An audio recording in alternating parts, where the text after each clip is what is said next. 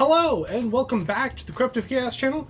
I'm your host Corbin, and today we're doing a bit of a different video, not a film review, but I'll actually be telling my story of my trip to Texas Frightmare Weekend 2022. So just about exactly 3 weeks ago, I went to Texas Frightmare Weekend. It is a big horror convention that takes place in the Dallas-Fort Worth area. It's basically at the Dallas-Fort Worth airport. And this was actually my second time attending. I went last year when they held the convention in September of 2021 due to the pandemic and everything. They normally hold it in the springtime from March to early May when it was held this year. And but it was a blast last fall, and I don't typically go to conventions, but I had a lot of fun at Texas Frightmare. But this year though, the event was held from April 29th to May 1st, so just over a 3-day weekend. And there were a lot of guests that I wanted to meet and vendors that I wanted to look at, so we'll be talking about that today. So to start it off, I'll actually be going back to Thursday night, so actually April 28th. I went to Dallas and there was a showing actually nearby that was in conjunction with the convention, held at a theater offsite of the original Scream from 1996. That was a ton of fun with the crowd. Everyone was laughing, having a blast, and there was actually a Q&A held afterwards with Matthew Lillard and Skeet Ulrich, which I think went on for way longer than anyone, including them, anticipated. They really like to get to every question they can, answer questions from as many guests as they can get through. So it went on for about an hour and a half from what I remember. I do have a few photos from that screening, and even a video of Matthew Lillard doing his Shaggy voice from Scooby-Doo. I'm Casey Kasem. And I like you. Scooby-Doo. Scoob.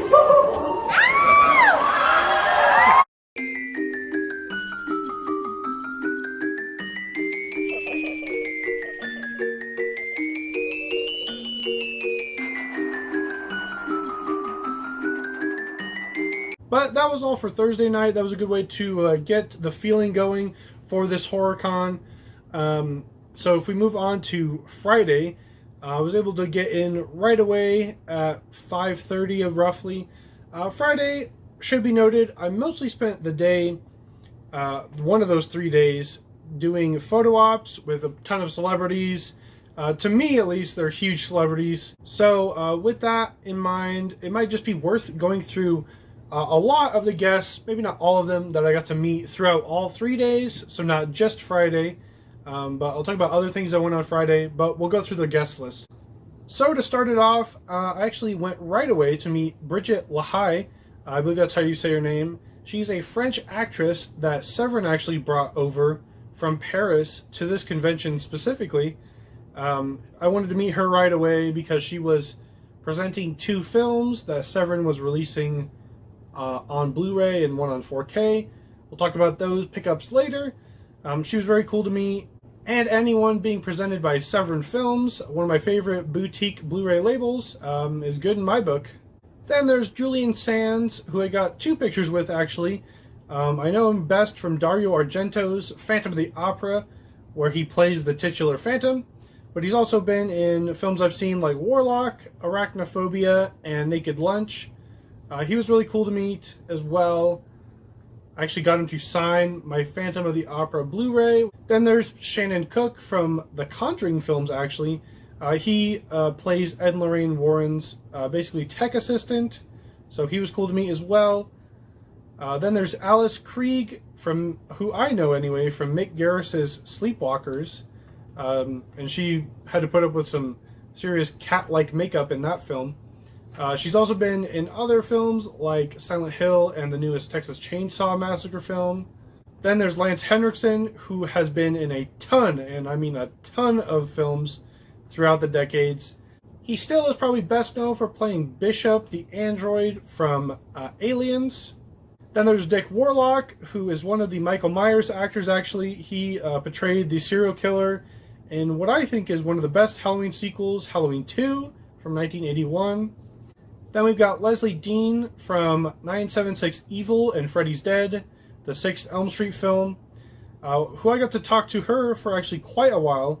She was awesome to me. She is probably the best part of 976 Evil, which I encourage people to go out and watch. That was actually directed by Robert Englund. Then we've got Stephen Macht, who was in the Monster Squad, The Graveyard Shift, and probably my favorite Amityville horror movie, Amityville 1992, It's About Time. I got to talk to Stephen Macht as well for quite a bit at his booth. He was cool to me. He told some stories from being on sets. And then some of the really big ones I was looking forward to getting to see were Bill Moseley, who's actually dressed in a bad wig to look like Otis from Rob Zombie's Firefly trilogy. But he'll always be loved for playing Chop Top in the Texas Chainsaw Massacre Part 2. And then we've got Brad Dourif, who's a great actor outside and in of horror, but knows how to play a great villain, like voicing the iconic Chucky doll throughout the Child's Play franchise. But he's also great in films like Spontaneous Combustion, The Graveyard Shift, Blue Velvet, The Exorcist 3, Rob Zombie's Halloween remakes, and so many more. He was neat to get a picture with, and I did actually get to meet his daughter, Fiona Dourif, too, who has equally been great in Chucky stuff. Go check out the Chucky TV series that premiered last year and is actually getting a second season this year.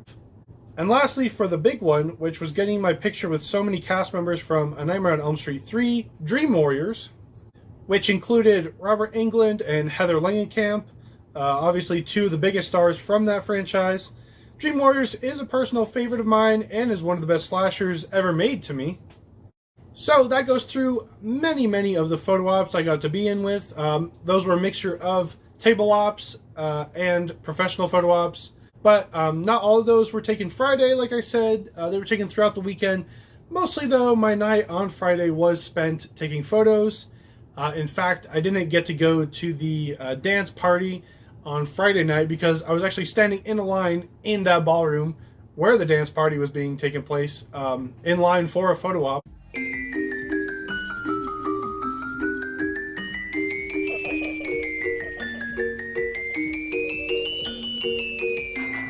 By 11 p.m. though, the convention had died down. There were just a couple screenings around left that I went to one. The film was called Two Witches, and it was being presented by Arrow Video. It was actually like a brand new film to my knowledge anyway. And regardless of the film's quality, getting to see a horror film with the kind of crowd that is there is always a blast. They really get to talk back to the film, which I appreciate sometimes. So that's about it for the first official date of the con. Now we can get to Saturday.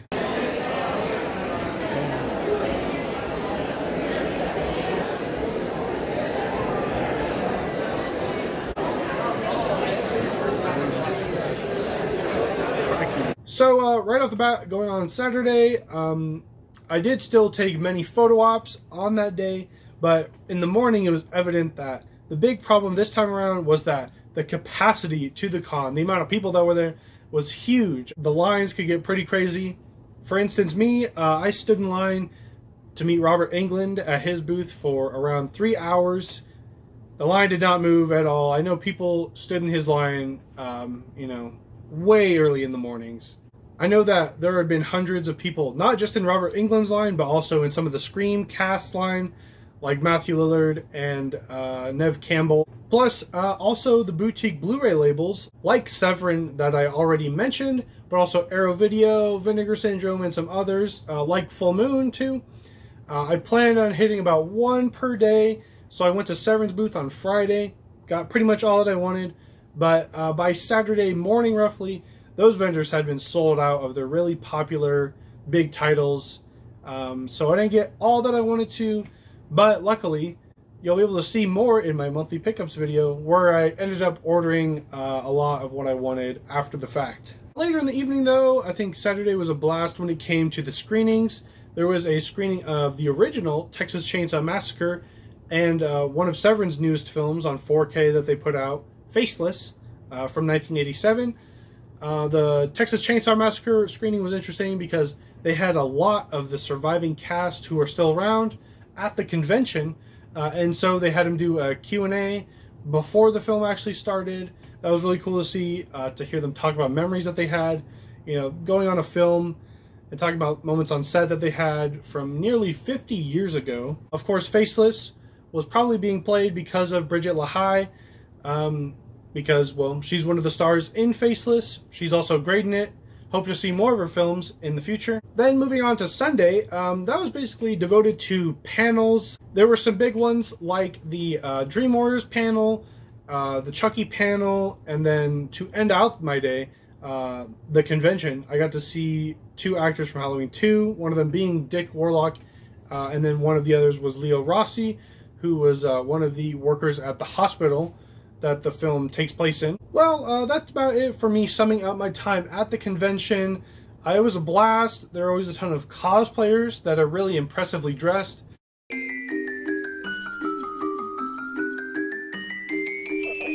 I like seeing the celebrities and hear people talk about kind of obscure films. You know, most of what I like does not exist within the mainstream at all. And the genre I really love is horror films, so there's that too. Like I said, I did go last year to Texas Frightmare in 2021. Like, I got to meet Tony Todd last year from the Candyman films, and then Kane Hodder was another big one who played Jason in 4 of the Friday the 13th films. But talking about vendors, I can now speak on the things I did get to pick up from the event. So I already mentioned Severin Films. Like I said, they presented an actress, and so I did pick up the 2 films that she was promoting, that she was in back in the 80s. One of them is The Female Executioner. She actually got to sign, I don't know how well you can see that on camera, she signed the slipcover for me. This, along with the next one I'll talk about, will be available during Severin's mid-year sale, which is happening in the middle of June. So going in, I should say for the Severin titles anyway, I think I had only seen 1 in the stack that I have over here. Since then, I've actually watched all of them. It's not a horror film. Bridget LaHaye actually plays a kind of action cop star, so this is an action thriller of sorts. It's French, and I did watch it in its dubbed version. That's just kind of how I watch these more sleazy or horror type Euro films. So that was pretty great. She did sign a ton of stuff. She had 3 prints at her booth along with her new book that was just translated into English, which will also be available at the mid-year sale. So I got all of those and I got all of them signed. So then I can move on to the next one, which is Faceless. The last one was on Blu-ray. This one is actually on 4K.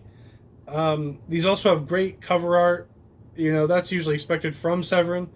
Once again, she did sign the slipcover, which is awesome. Faceless, like I said, was in the screening. I am aware of Jess Franco. This is directed by Jess Franco.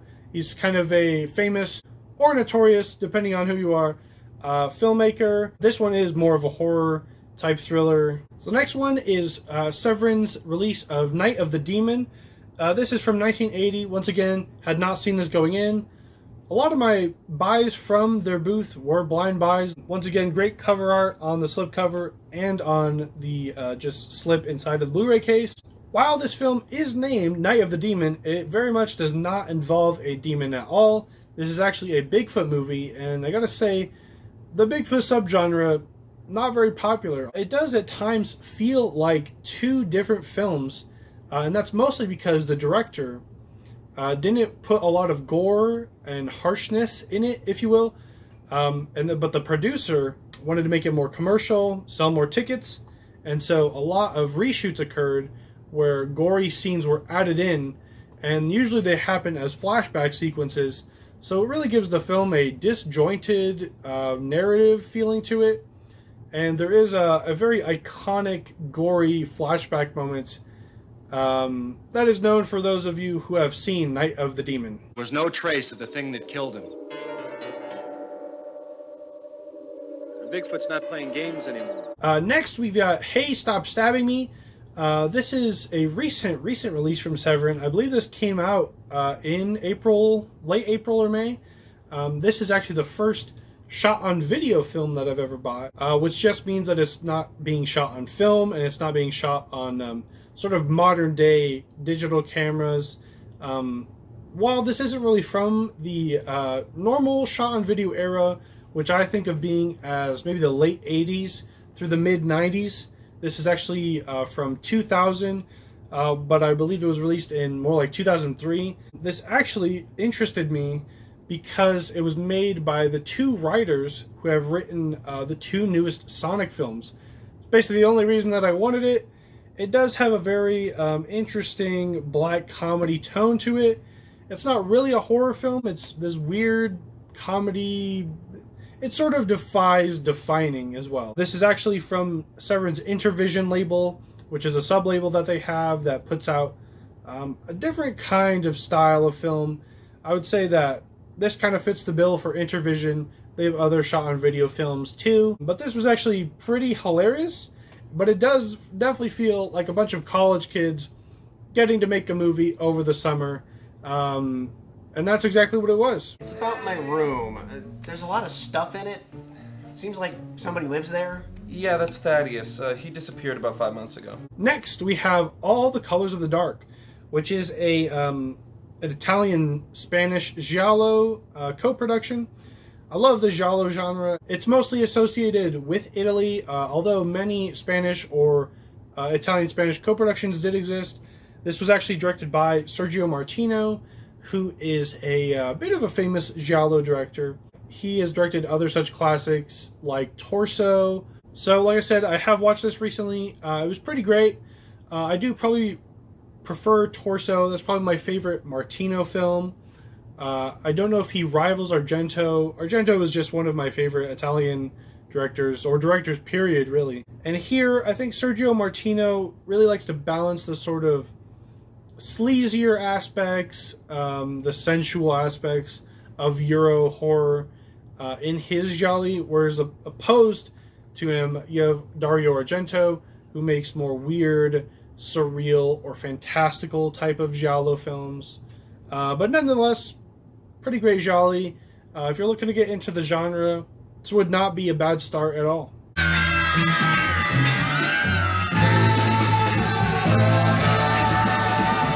Next, we've got The Day of the Beast. This is a Spanish horror film from the mid-90s. This one is on 4K here. I believe this was from Severin's recent big sale, which was their Black Friday sale. Nonetheless, this was really great. This is a horror comedy also of sorts. I found myself laughing a ton throughout this. It has a very absurd plot about a priest who wants to sin as much as possible to be able to gain the devil's trust. The Day of the Beast refers to the Antichrist being spawned on this particular day that the film takes place in. Really wild, but it takes a really comic tone, which makes it even weirder. Really great acting. This looked great on 4K. There was many digital effect shots, though, that looked pretty poor in quality, but it didn't detract from the viewing experience much at all. Really enjoyed this one.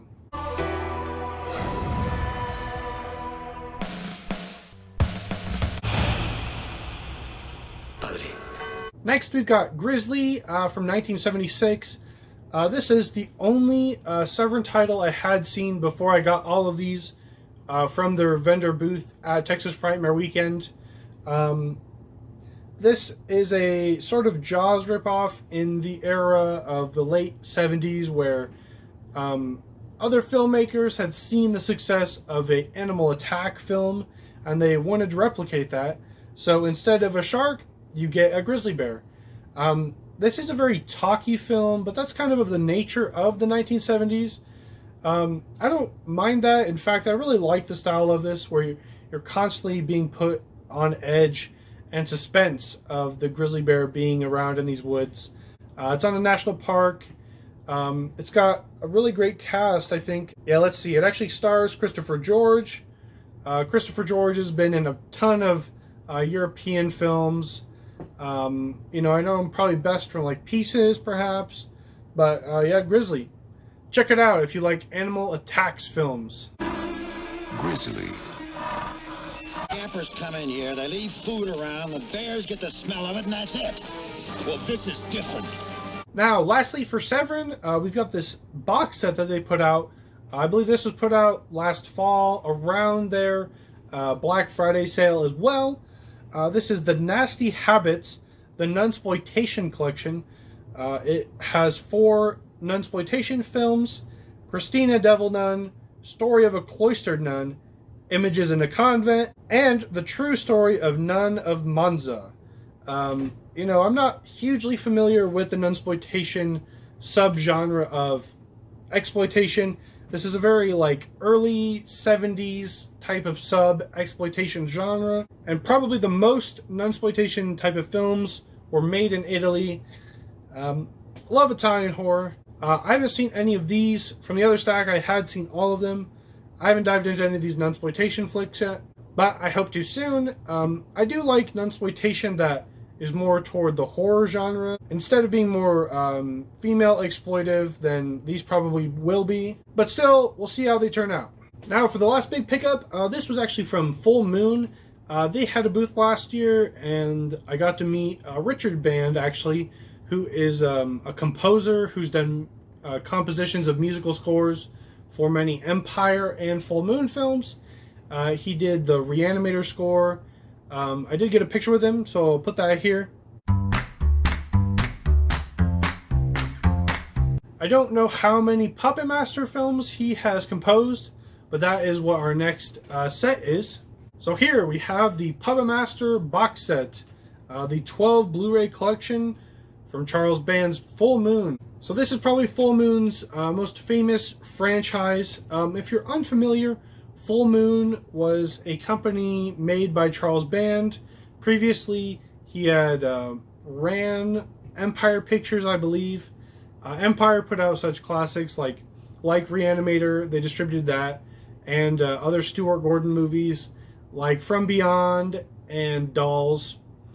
A lot of what Dolls was trying to do is in these Puppet Master films, no doubt about it. But I've probably seen a number of Empire pictures. I've not seen many Full Moon pictures though. And I'm here to change that with all of these Puppet Master films. So I did recently watch the first Puppet Master, actually. It was a blast. I'm a huge fan of like practical effects.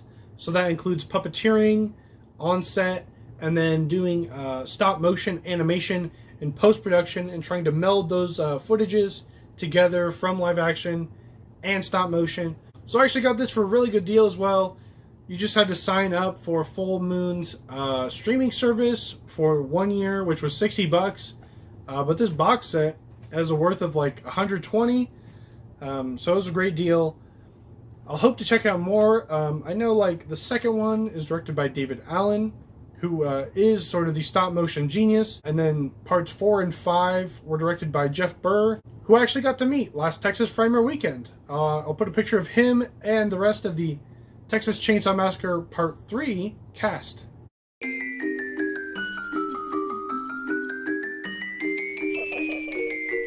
So he directed that third Texas Chainsaw film. He was really cool to me. I got to talk to him a lot at his booth last September, not during this current Texas Frightmare Weekend.